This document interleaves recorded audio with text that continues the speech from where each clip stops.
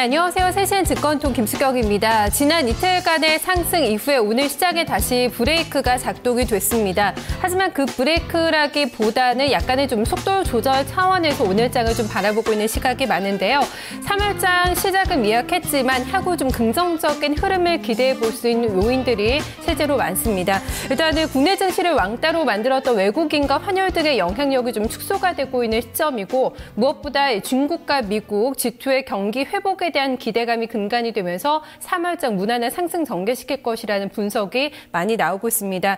시퀘스터 발등에도 불구하고 강한 또 상승 움직임을 전개시켰던 해외 증시와의 재동조와 리커플링 국면에 진입이 예상이 되고 있는 3월장인데요. 오늘 증권통을 통해서 시장 흐름을 정리해 보고요. 향후 방향성까지 같이 예측을 해보도록 하겠습니다. 잠시 후에 마감통으로 출발하겠습니다.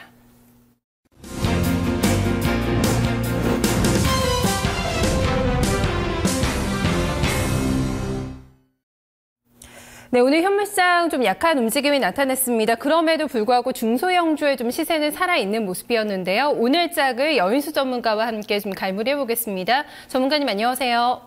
예, 안녕하십니까. 있습니다. 네, 반갑습니다. 오늘 장 한 줄을 먼저 좀 정리해 볼까요? 네, 오늘 시작은 해외 변수 연동, 경기 산업 대형주들 변동성 장세다. 말씀드리겠습니다. 네, 사실 경기 민감 섹터들이 고생한 지는 한참이 됐고, 이 본격적인 이 반등 포인트를 참 잡아내기가 쉽지가 않은 것 같은데요. 시장에서는 의견이 분분한 것 같습니다. 3월에는 내수주를 조금 더 볼 것인가, 경기 민감주에 좀 강한 반등에 베팅할 것인가, 의견이 상당히 좀 분분하거든요. 오늘 장에 이런 흐름 어떻게 좀 풀어봐야 될까요? 저는 이제 가격 매력 있는 것으로 결국에는 또 수급은 변화되는데, 지금 중요한 거는 지수 전망에 앞서가지고 국내 시장에 참여하는 메이저들의 생각이죠. 특히 이제 국내 기관들은 수익률을 갈망하는데 아무래도 전반적인 시장 거래 볼륨 자체가 크지 않고 대형주 매수를 지금 매집하고 잘 안 따라오거든요. 그러다 보니까 소수 대형주로 딱 집약되는 거죠. 네, 그래서 흐름이 나오니까 수익률을 펼치기 위해서 중형주하고 제약주하고요, 이런 코스닥 종목을 안 만질 수가 없다는 거. 이쪽 팀들이. 그래서 일반도도 수익률을 쫓다 보니까, 그리고 이제 극가 벌어지는 겁니다. 간격이 벌어지죠. 대형주는 이제 선택된 집약된 종목은 잘 안 빠지고, 오늘도 지금 보니까 자동차도 안 빠지고 플러스 나는데, 주변 업종은 지금 좀 망가지면서 갑니다. 왜냐하면은 시장 자금이 터지는 쪽으로 원하죠. 그러다 보니까 대형주를 낮은 가격에 팔고 있죠. 그러면 이제 이게 간격이 벌어지면 또 시장에 변화가 일어나게 되는 거죠. 이제 가격 매력 있는 쪽으로 배팅이 붙고, 상대적으로 내수 자금도 많이 올랐기 때문에 오늘 시퀘스타 발동에 따른 경계감은 사실은 한국 시장에 참여하는 외국인들은 크게 연계가 안 됐다. 최근에는 또 아시아계 자금, 중국계 자금이 외국인으로 좀 들어오기 때문에 크게 영향을 안 받았죠. 다만 이제 기관들이 특히 투신권 물량들이 좀 예민한 반응을 보였죠. 여기에 중국이 오늘 지난 주말에 반등 다음에 한 번 더 뗍니다. 제가 보기엔 2300포인트 초보다는 2200, 한 61선 정도 잡아야 되겠죠. 5, 60포인트 이 자리까지 아마 중국은 한 마디를 접을 것 같죠.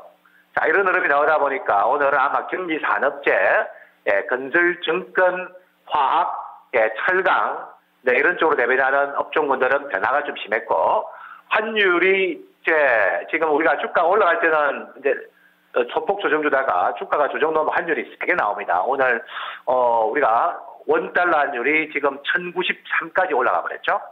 이렇게 환율이 1090원 올라가면요, 이제 한국 시장 수출주들 이번 빠질 때 제가 3월 초순 조정에 사두면은 제가 문제 안 될 것 같습니다. 지금은 당장은 어두워 보이지만은 중기 추세 자체는 견고하다는 거죠.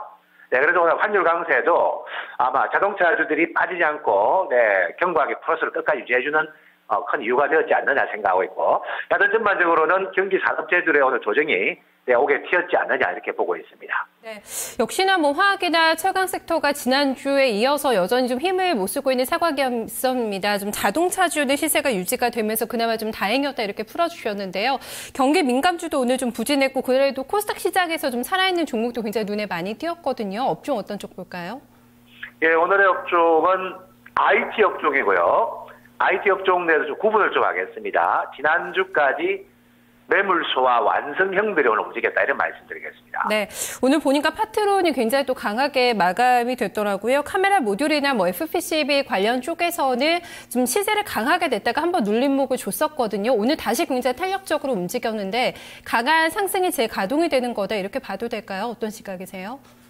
지금 이제 안 빠지고 쭉 넘어가는 종목은 소수 집약됩니다. IT 업종은요. 지난주 우리 앵커께서는 파트론 이야기해요. 제가 아마 봄 코너 통해 가지고 이 인프라 외에 있는 주식들 말씀드렸죠. 이게 뭐 저가폰 수혜주고 간단히 말씀드렸는데 이런 것도 쉬지 않고 뻗어버리죠. 오늘 신고가 납니다.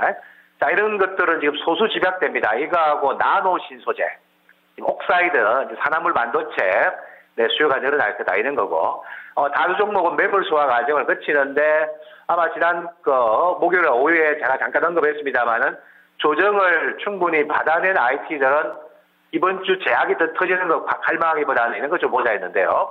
네, 오늘 보니까 이녹스 같은 것도 지난 한 주 반 쉬었죠.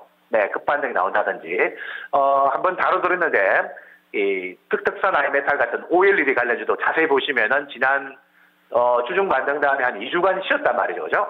그래서 한 일주일 반에서 2주간 가량을 한 20일 전 이격을 맞춰준 종목 중에서 멘탈이 우세한 놈들.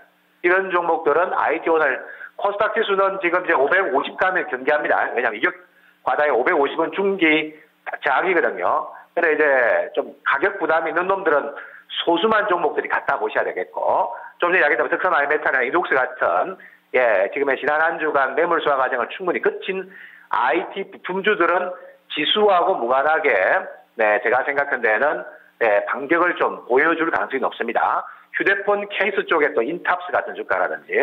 그래서 지금 실적 연계된 IT 부품형들은 이번 주 지수 묶이더라도 조정 소화하고 가는데 나머지 지금 현재 코스닥도 마찬가지입니다만은 정확하게 지금 실적 연계 기관이 매수하거나 아니면 일반에 응집돼가지고 시세가 모아지는 바이오주 이게 아닌 어정쩡한 섹터들은 좀 더 매물 소화가 좀 필요한 자리가 코스닥이 아닌가 이렇게 제가 보고 있습니다. 네, 일단 뭐 펀더멘털 견주한 종목들은 좀 지수에 상관없이 또 시세를 낼 수 있다 이렇게 좀 봐주셨는데요. IT 부품 쪽 좀 잘 체크를 해봐야 될 것 같습니다. 종목은 어떤 종목 가지고 오셨나요?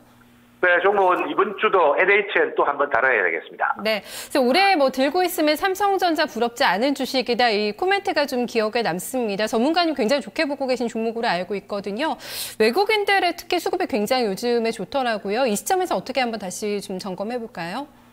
이거는 잔재주를 부리면은 제가 물량 뺏겼죠. 잔재주를 부렸으면은 물량을 아마 2만 4,5천에 벌써 치워버렸을 건데, 이거 그냥 굵은 선으로 좀 제가 큰 줄기로 가셔야 된다 했는데, 제가 특이적으로 다룰 수밖에 없는 거는 지난 2월, 3월 사이에 코스피 대형주 중에서 이 정도 수익 난 종목이 사실은 없습니다. 유일하게 지금 저점 대비 30% 이상 난 주식은 NHN밖에 안 나와요. 코스피 100에 들어간 주식 중에서, 코스피 50으로 좁히면 더 나오겠죠. 그만큼 희소 가치가 높은 것 같고요. 오늘 웹보드 게임 규제를 하려고 하다가 지금 이번 정부가 5대 킬러 콘텐츠 사업에 게임이라든지 핵심 지금 모바일 콘텐츠 사업에 이거 중요하게 여기고 있거든요. 정부가 바뀌면서 오히려 더 강도가 강해지고 있죠. 그래서 지금 NHN 같은 경우는 추세적 상승으로 봐야 되겠고, 이거는 단기 매매를 해가지고는 도저히 승리가 안 되고요. 제가 생각한 데는 추세 보유해가지고 결국에는 올 상반기 안으로 앞 단위를 바꾸는 게 목적입니다. 여전히 저는 보유 전략이 좋고요. 역시 조정시 기회가 되면은 신규 매수인데, 이제는 뭐 가격이 저점 가격 생각하면 안 주겠죠. 이제는 조정이 나오더라도 25만 원대가 강력한 지지선이 될 가능성이 높다는 거. 추세적 상승이 나오는 종목은 소수인데 그 안에는 NHN이라는 거래소에 걸출한 스타도 있다는 것도 함께 제가 설명드리고요. 끝으로 제가 지난주 통신주가 한번 순환매가 돈다는 말씀드렸는데 이건 AS입니다. SK텔레콤은 18만 원대 초중반선까지 오면은 이번 주 초반부 지수가 애매할 때는 터지겠죠. 지수가 애매할 때 터진 친구들은 팔아주고, 내일은 제가 지수 빠지는 건 두려워해서는 안 된다 봅니다. 네, 이틀 이상 빠질 때는 지금 장세는 두려워하지 마시고 단기 하락 변동이 큰 종목도 반등을 준비해 줄 수 있는 자리가 아닌가, 이렇게 함께 말씀드리도록 하겠습니다. 네, 깔끔하게 또 시황까지 정리를 해주시네요. 말씀 잘 들었습니다. 예, 감사합니다. 해주셨습니다. 네, 오늘 현물시장에 대해서 여인수 전문가의 자세한 좀 분석을 들어봤습니다. 일단 포인트들 조정을 두려워하지 말자 이 부분이었죠. 이 빠졌던 종목들의 좀 반등을 기다리면서 여전히 수익을 낼 수 있는 기회는 많이 남아있다고 보고 있습니다. 특히 지수가 묶이더라도 갈 수 있는 종목들을 찾아내는 게 선별하는 작업이 상당히 중요하다고 얘기를 해주고 있는데요. 대표적인 게 바로 IT 부품 쪽을 언급을 해주고 있습니다. 오늘